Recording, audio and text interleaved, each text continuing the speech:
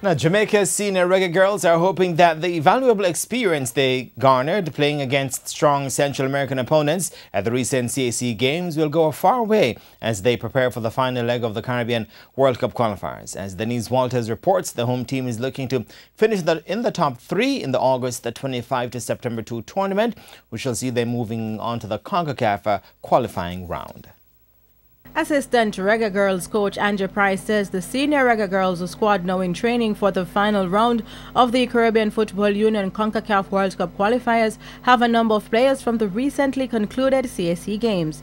Jamaica lost 2-1 to Costa Rica and Venezuela before beating Colombia 2-1 in their final game, and Price believes that experience will help them as they are set to face Trinidad and Tobago, Cuba, Bermuda, and Antigua and Barbuda. We played against some high-quality teams, and it really showed us where we are compared to them, and we showed that we could match up with a lot of them, especially in that victory over Colombia.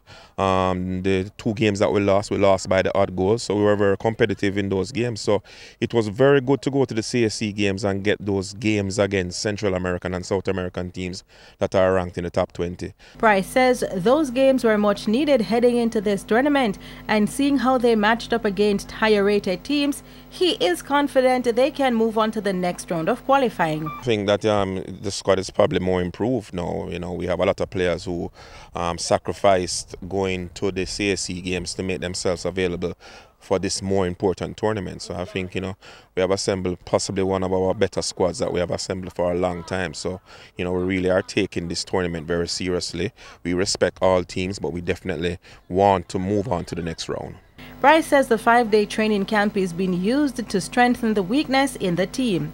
They're coming from different backgrounds, some coming from their collegiate pre-season, a lot of them coming from their professional team. So it's about us getting them here to get them to work together and do the things that we have planned and set out to do for the tournament. You know, we definitely want to finish in the top three to ensure that we move on to the next round, which is the final CONCACAF round in October. So Jamaica senior Reggae Girls will face Antigua and Barbuda in a doubleheader at the National Stadium on Saturday, August 25, where Cuba will also battle Trinidad and Tobago in the curtain opener.